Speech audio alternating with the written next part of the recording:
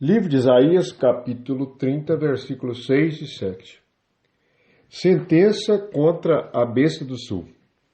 Através da terra da aflição e angústia, de onde vem a lioa, o leão, a víbora e a serpente volante, levam a lombos de jumento as suas riquezas, e sobre as corcovas de camelos os teus tesouros. A um povo que de nada lhes aproveitará. Pois, quanto ao Egito, vão inútil é o seu auxílio. Por isso lhe chamei gabarola, que nada faz.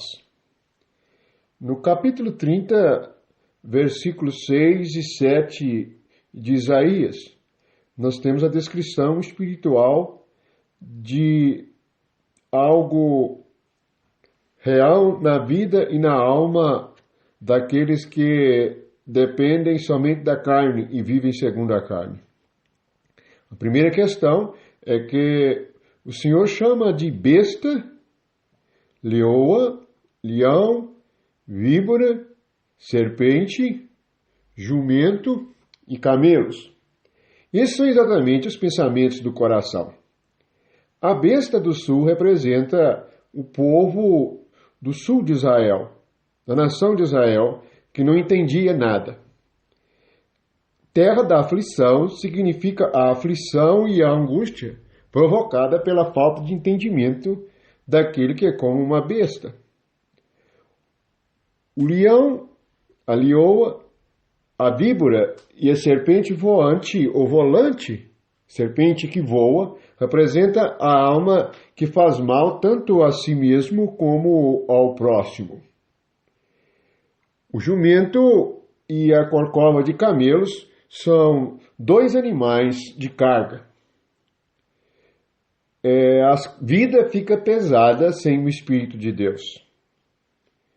E suas próprias riquezas, isto é, sua própria sabedoria e sua própria ciência, de que se gaba. É a pessoa que acha que é muito importante. E o auxílio daqueles que se acham importantes se torna em nada. É por isso que no versículo 7 o Senhor diz assim: eu vou lhe chamar gabarola que nada faz. É aquele que fala e não faz nada. Ou gaba a si mesmo. Gabarola vem de aquele que gaba a si mesmo com excesso. Cada um de nós precisamos examinar nossa alma e percebermos a compreensão que temos acerca da criação, acerca do Espírito, acerca da vida espiritual, acerca do Evangelho, acerca do ensinamento dos apóstolos. Para que não sejamos aqueles que levam nos lombos, ou os lombos representam o entendimento, mas nossos lombos não sejam lombos de jumento e nem corcovas de camelos. Não vivamos uma vida sobrecarregada. O que sobrecarrega a nossa mente é exatamente as coisas que nada nos aproveita. Veja que o versículo 6 termina dizendo: há um povo que de nada lhes aproveitará. Precisamos perceber que as coisas que nos ocupam, é que proveito tem estes pensamentos, essas palavras, isso que nós estamos levantando. E cada um de nós precisamos perceber o que cultivamos em nossa alma. Esta é uma ordenação de Deus, para que não nos tornemos uma besta, isto é, uma pessoa ignorante, para que não vivamos em aflição e angústia o tempo inteiro. A aflição e a angústia, ela provocará por fim a ira, representada pela leoa ou pelo leão. E por fim, ainda vai ferir uns aos outros, representado pela víbora e a serpente que voa. São palavras que machucam. Precisamos examinar a natureza do nosso coração e a natureza da nossa mente, para que não busquemos auxílio em coisas erradas. Na verdade, quando o Senhor diz no versículo 7 que vão e inútil seu auxílio, quando estamos nos firmando em pessoas ou pensamentos errados, tudo se torna vão e tudo é nada. E a única coisa que colhemos é aflição e angústia. Que a nossa terra seja uma boa terra e não uma terra de aflição e angústia. Jesus disse, ao invés de nós sermos uma besta, uma terra de aflição e angústia, uma terra em que carregamos o peso, veneno e que coisas que nada nos aproveita, vejamos em Mateus 13 o que Jesus disse. Em Mateus 13, Jesus disse sobre a boa terra.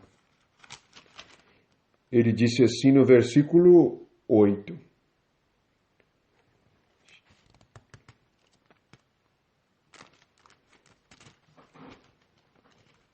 No capítulo 13, a explicação.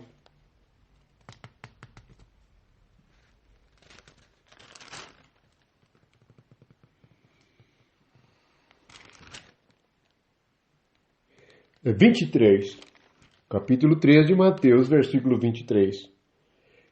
Mas o que foi semeado em boa terra é o que ouve a palavra e a compreende. Este frutifica e produz a 100, a 60 e a 30 por um. Aqui temos o oposto da besta, aquele que compreende a palavra de Deus. Essa é a nossa necessidade, para que não vivamos e não sejamos como uma besta, uma terra de aflição e de angústia, onde há a serpente, aonde nós nos tornamos irados como leões, aonde carregamos pesos que nada nos ajudará. Veja que os seus tesouros é um povo que nada lhes aproveita. Ao contrário de frutos para a vida eterna, frutos que brotam da palavra do Senhor. Esta é a maravilha da nossa salvação. É a salvação que nos vem pela compreensão do que somos, de onde viemos e para onde estamos indo. Onde estamos? Estamos em Cristo. E nele nós podemos produzir muito fruto. Esta é uma boa terra. Isto é o que Jesus veio semear no nosso coração.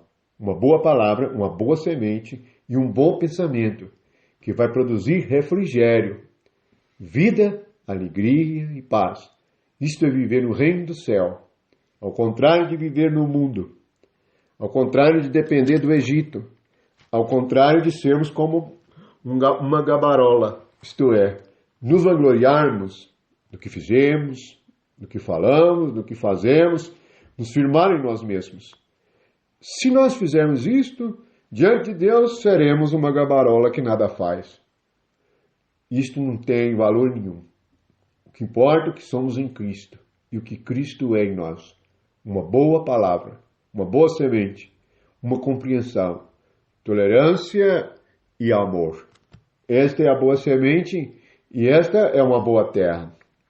Portanto, compreendamos que nas Escrituras terra significa mente, significa coração.